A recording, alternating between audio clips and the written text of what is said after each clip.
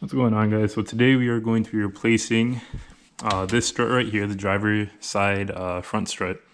Mine is having some issues. The rubber bushing at the top of it is making a lot of squeaking, and to replace that costs more than it was for me to get a new or a used strut. So instead of doing that, today I'm just going to show you the quick way of replacing your strut. It's very simple. There's only a couple of things you have to disconnect from the strut itself. So right here, a brake line. There's two wires on this side that you can just pull off. They're just held together by just like a rubber gasket, so they just pull out of the way. And then simply you're going to be disconnecting the end link from your sway bar at the bottom of the strut. It goes straight through, and then you'll just move yourself up to the engine bay, and the strut tire will be 3 screws you have to take out. All this requires is a 12mm socket and a 22mm socket to get the end link bolt out, and then that's all you need. So it turns out, guys, that this was actually not all you needed. A couple other things you need to do in order to complete this job is you'll need to disconnect the upper control arm. You'll need to, I believe it was a 13mm bolt. Once you take that out, you can pull it all the way out, and then the upper control arm will just pop out of place.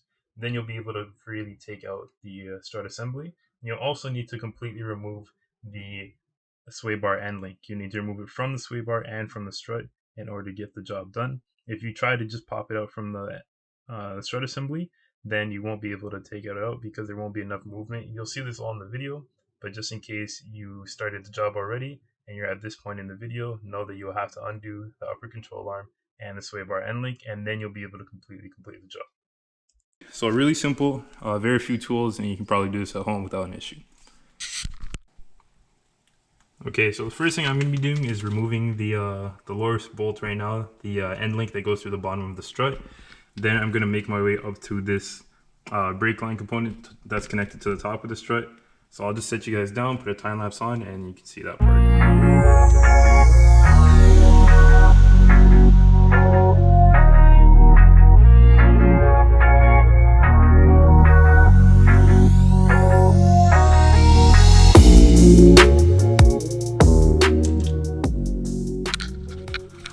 Alright, so as you can see, the bolt on the end of the strut is out, and the bolt that was holding this part of the brake line is also out. This one actually gave me some trouble. I've never taken it off before, so I was kind of stubborn. Trying to do it with a socket, like just a hand wrench, was bending the tab that's connected to the strut, making it kind of difficult. So I used an impact gun, and it worked a lot easier. It pulled it right off. So if you have one, you might need to do that, or if not, if you know you're going to be doing this, spray up this area with some penetrating oil well in advance to make sure everything's nice and loose. So now we're going to be moving, first we're going to pop out the end link through the bottom of the strut, and then we're going to remove the tops from in, the bolts from in the engine bay that are top of the strut, so we can pull it up.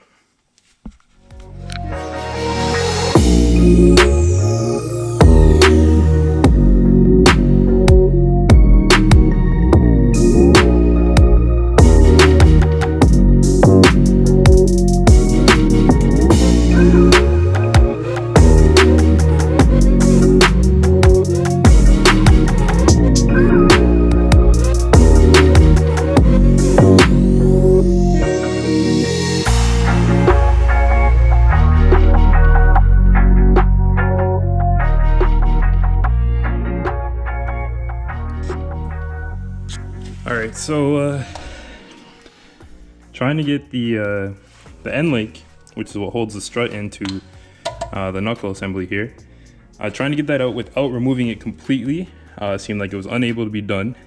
Because this is so long, let me show you over here, because this is so long, when you try to tap it out, like you can only stretch, or the bottom end can only accommodate so much movement before it stops. So sorry, so you have to take out the thing completely. So at the end of your, the other end of your sway bar, you'll just need a 18mm socket to drop that. There's also a retaining screw on the back of it. Let me show you over here. Retaining screw on the back of it, so you have to hold that while doing the bolt on the other side. And then you're able to just pull out this end link all together. And once that's out, now the bottom of the strut is completely free. I'll show you over here. Now it's completely free. You see I'm moving the knuckle. The strut's not moving with it. So now the only thing holding it still in place is these 3 screws up here. So I'll be moving to that next.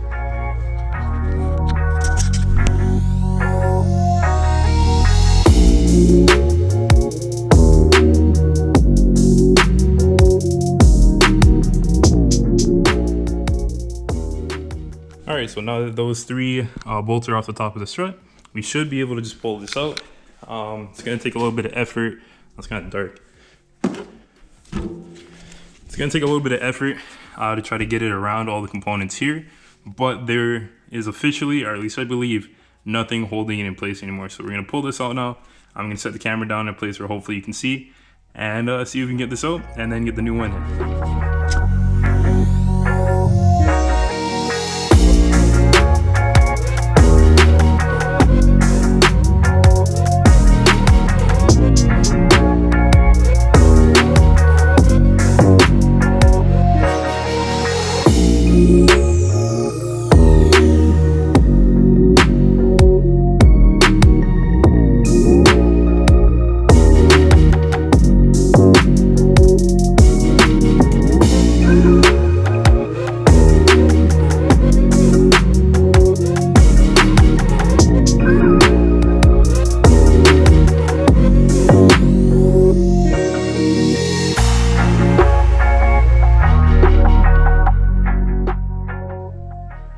Alright, so I actually ended up having to take off the upper control arm to let the knuckle kind of lean forward so then I could pull the strut out. Otherwise, I was not able to get it off.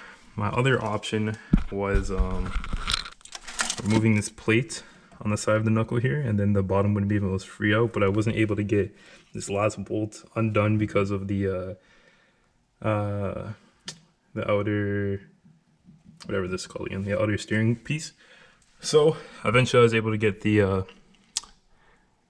upper control arm free, and then you're able to pull the strut out of here. So you can see now I have no strut within here, and it's time to put the new one in.